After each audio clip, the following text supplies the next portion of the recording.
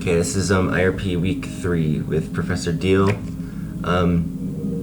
This week we wanted to essentially, our main goal, God, I hate my roommates.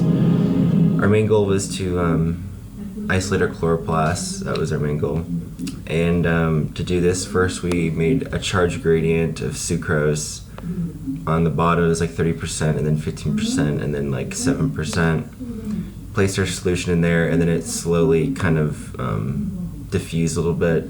And then we put it through a centrifuge and then the supernatant was the chloroplasts, and then we just dumped out the rest of the solution, and then we were left with our chloroplasts. And then we're now on the process of quantifying it. So we are doing a Lowry assay, and so we're doing a Lowry assay as of right now. That's what we just started on. We came into some complications, but that kind of ties in with question number 4.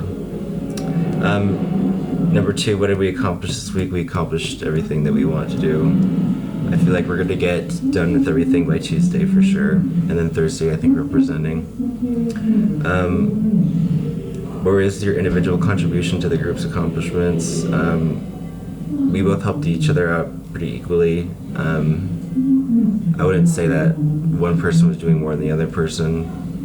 So, we helped each other out pretty good. We were working together on the same thing, both times, the whole time, so. What experimental scientific challenges did you face this week? We faced a problem with our absorbance for the Lowry. So after we did the Lowry assay, the protocol asked to use 750 nanometers, but our solution, when we put the chloroplasts in to quantify, it was a little green, so that was kind of a problem because I think it was absorbing. The solution is basically green; it wasn't blue or anything, so the absorbance values were reading a little bit differently. So we measured values at 450 nanometers and like 600, which is red and yellow, so to get green. So we basically did 3 runs of absorbance values.